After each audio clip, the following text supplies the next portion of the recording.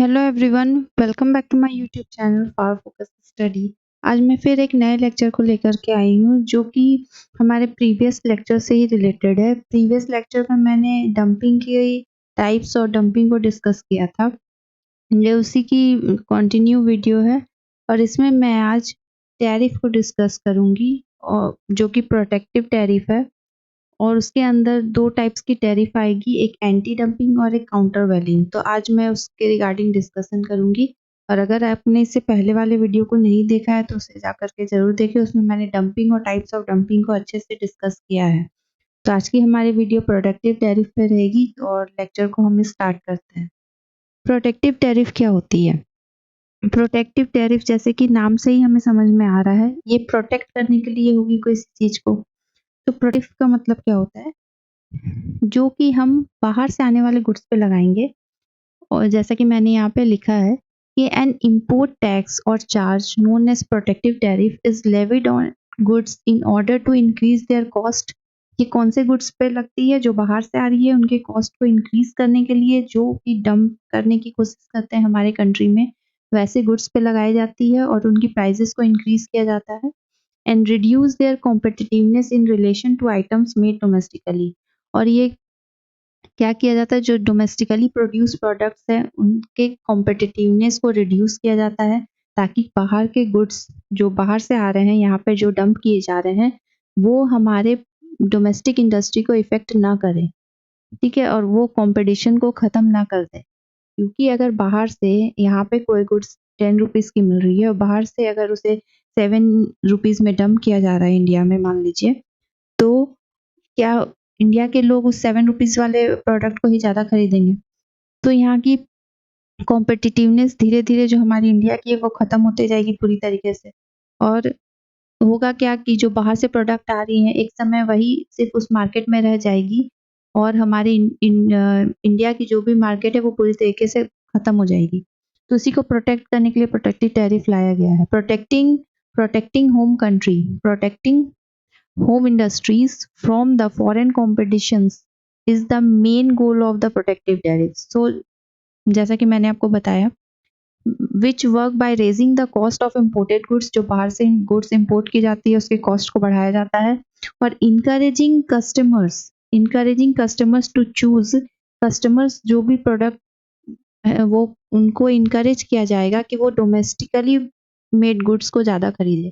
जो इंडिया में goods produce हो रही है उससे ज़्यादा से ज़्यादा उस आइटम को खरीदें।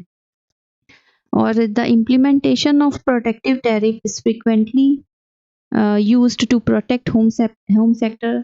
ये होम सेक्टर को ही प्रोटेक्ट करने के लिए ली गई है फ्रॉम अनफेयर कॉम्पिटिशन्स, जो कि बाहर से हमें अनफेयर कॉम्पिटिशन मिल रहा है उसे रोकने के लिए। स्टॉप करती है जॉब लॉसेस, क्योंकि बाहर की कंपनीज़ अगर यहाँ पे आकर के अपने प्रोडक्ट को मार्केट में बेचेंगी, तो यहाँ पे हमें जॉब की भी लॉसेस देखने को मिल सकती है। क्योंकि यहाँ की इंडिया की इंडस्ट्रीज़ अगर ख़त्म होते जाएँगी तो जॉब फिर रहेगा कहाँ? जॉब की भी लॉसेस हो जाएगी। फिर और नेशनल इनकम को भी बढ़ावा देना है। नेशनल इकोनॉमिक डेवलपमेंट, अगर इंडिया की गुड्स ज़्यादा से ज़्यादा लोग खरीदेंगे तो इससे नेशनल इनकम भी हमारी बढ़ेगी। And they can potentially create trade disputes, जिसके कारण अगर हम बाहर से आने वाले गुड्स पे रोक लगा रहे हैं, उस पे टैरिफ लगा रहे हैं, तो इससे ट्रेड डिस्प्यूट्स भी क्रिएट हो जाते हैं। और and retaliatory measures from other countries, इसमें है कि अगर हम किसी यहाँ इंडिया में अगर यूएस से कोई प्रोडक्ट आ रही है, हम उस पे टैरिफ लगा रहे हैं, तो इंडिया से भी अगर कोई प्रोडक्ट वहाँ जाएगी यूएसए में, तो वो लोग भी प्रोटेक्टिव टैरिफ लगाएँगे। तो रिटेलिएटरी का मेजर्स का मतलब यही होता है कि अगर हम किसी कंट्री पे अगेंस्ट कुछ कर रहे हैं, तो वो भी सेम वही ट्रीटमेंट हमारे भी गुड्स को देंगे बाहर। तो इससे एक ट्रेड वॉर, एक ट्रेड डिस्प्यूट्स भी क्रिएट हो जाता है। ठीक है? तो ये थी पूरी प्रोटेक्टिव टैरिफ की मीनिंग। अब हम अपने दूसरे स्लाइड पे चलते हैं और इसके टाइप्स को डिस्कस करते हैं।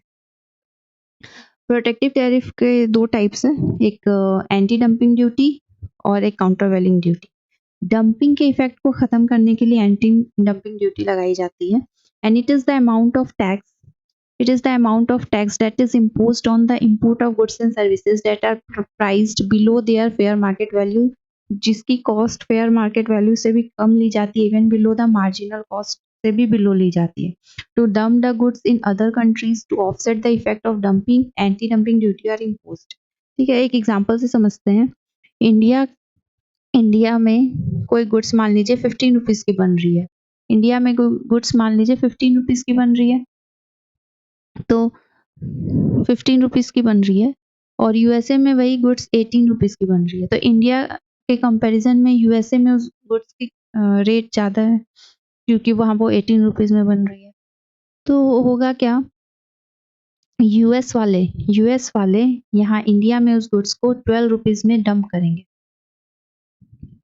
मतलब इंडिया का जो रेट है 15, उससे भी कम है, 12 रुपीज में उस गुड्स को डंप करेंगे। यानी कि वो 6 रुपीज का यहाँ पे लॉस सह रहे हैं। जो गुड्स उनके कंट्री में 18 रुपीज में बन रही थी, वो लॉस, और वो उस गुड्स को 12 रुपीज में इंडिया में डंप कर रहे हैं। तो यहाँ पे कितनी की डिफरेंस आ गई, 6 रुपीज की डिफरेंस आ गई। ठीक है, ये 6 रुपीज उनका एक तरीके से लॉस हो गया। ठीक है, तो वो इस लॉस को भी बर्दाश्त कर लेते हैं। क्यों? क्योंकि उनका टारगेट रहता है कि इंडिया के डोमेस्टिक मार्केट को खत्म करना। वो गुड्स जो कि इंडिया में 15 रुपीज में बिक रही थी, अब वो लोग क्या करेंगे, 12 रुपीज वाले गुड्स को ज्यादा खरीदेंगे। ठीक है, तो 12 रुपीज वाले गुड्स को ज्यादा खरीदेंगे, तो धीरे धीरे उस गुड्स की डिमांड कम होती चली जाएगी इंडिया में, और जो यूएस से, जो बाहर से आई हुई गुड्स है, उसकी डिमांड बढ़ती चली जाएगी। तो ऐसे ही करते करते वो पूरी इंडिया की मार्केट को खत्म कर देंगे और अपने गुड्स को ही डंप करेंगे। फिर एक ऐसा समय आएगा जब पूरी तरीके से उनका गुड्स उस मार्केट में फैल चुका होगा, फिर वो अपने प्राइस को बढ़ाना स्टार्ट कर देंगे। तो इस इफेक्ट को रोकने के लिए ही एंटी डंपिंग ड्यूटी लगाई जाती है इंडिया के गवर्नमेंट के द्वारा। ठीक है, जो भी वो 6 रुपीज का एक्स्ट्रा यहाँ पे लॉस कर रहे हैं अपना, उतना का ही वो क्या करेंगे, उसके इफेक्ट को रोकने के लिए यहाँ पे एंटी डंपिंग ड्यूटी लगा दी जाएगी।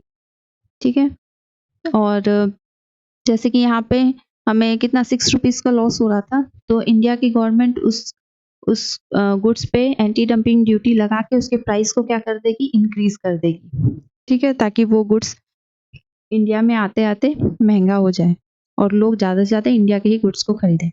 अब हम समझते हैं, ये थी एंटी डंपिंग ड्यूटी। अब हम समझते हैं countervailing duty. Countervailing duty क्या होती है? यहाँ पे काउंटर वेलिंग ड्यूटी और सीवीडी, जिसे हम शॉर्ट में बोलते हैं, इज ए टैरिफ और tax imposed by the government on imported goods to offset subsidies provided by the exporting countries government to its domestic producers.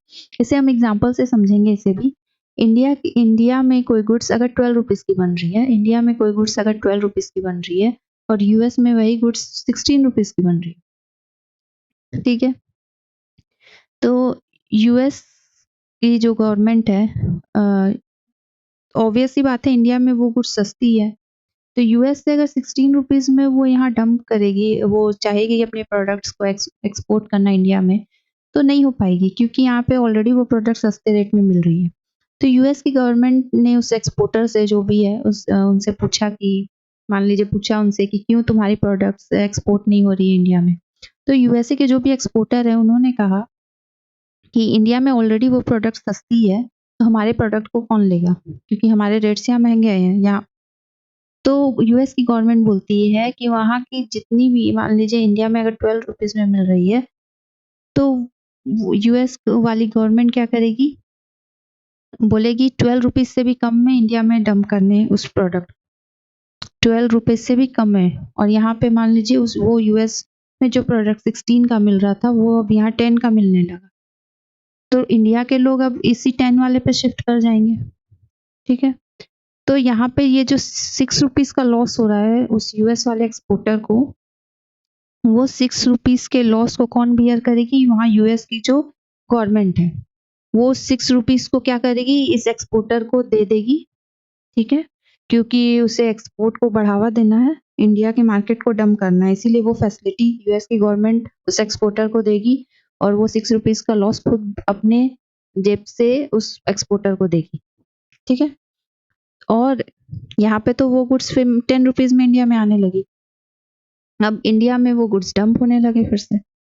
लेकिन इसी के इफेक्ट को रोकने के लिए इंडिया की गवर्नमेंट क्या करेगी? इंडिया की गवर्नमेंट भी देखे कि भई बाहर की गुड्स यहाँ पे सस्ते में डंप हो रहे हैं।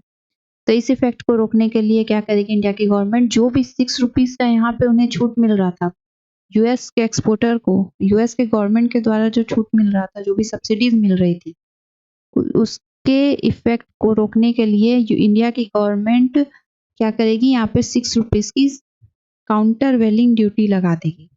क्या लगा देगी? काउंटर वेलिंग ड्यूटी लगा देगी। उतने ही ₹6 उस गुड्स में ऐड कर देगी और वो गुड्स फिर से कितना यहाँ इंडिया में महँगा हो जाएगा। ठीक है? 10 + 6 वो गुड्स इंडिया में आते-आते फिर ₹16 का हो गया। जितना वहाँ की गवर्नमेंट ने उस एक्सपोर्टर को सब्सिडी दी, उतना का ही सब्सिडी यहाँ पे इंडिया में उस गुड्स पे लगा दिया गया, इंडिया की गवर्नमेंट के द्वारा। तो ये डिफरेंस है एंटी डंपिंग ड्यूटी, दोनों सिमिलर ही लगेगी आपको, लेकिन थोड़ी-सी यहाँ पे डिफरेंस है। यहाँ पे जितना काउंटर वेलिंग में होता है कि जितना यूएस की गवर्नमेंट ने उस एक्सपोर्टर को छूट दिया, उतनी की ही subsidy same to same India की गवर्नमेंट लगा दे रही है as a countervailing duty. ठीक है? और एंटी डंपिंग ड्यूटी में होता है जो भी गुड्स डंप किए जा रहे हैं सस्ते रेट पे, उसके इफ़ेक्ट को ख़त्म करने के लिए, उसके रेट को बढ़ाने के लिए, ताकि वो इंडिया में आते-आते और महँगी हो जाए, उसकी रेट को बढ़ाने के लिए एंटी डंपिंग ड्यूटी लगाई जाती है। तो ये थी आज की हमारी लेक्चर। अगर वीडियो पसंद आए तो ज़्यादा से ज़्यादा वीडियो को लाइक करें, शेयर करें और अगर चैनल को सब्सक्राइब नहीं किया है तो ज़रूर कर लें और बेल आइकन प्रेस ना करना भूलें, क्योंकि मैं वीडियोज़ इस तरह के डालती रहती हूँ और बहुत सारे लेक्चर्स मैंने पहले भी डाले हैं। बिज़नेस फाइनेंस से भी रिलेटेड, इंटरनेशनल बिज़नेस से भी रिलेटेड और बहुत सारे शॉर्ट्स भी मेरे इस चैनल पे अवेलेबल है। पेपर 1, पेपर 2 हर तरह के शॉर्ट्स अवेलेबल है। तो अगर आपने नहीं देखा है तो ज़रूर जा कर के देखें। तो मिलते हैं अपने नेक्स्ट वीडियो में। तब तक के लिए थैंक यू एंड बाय-बाय।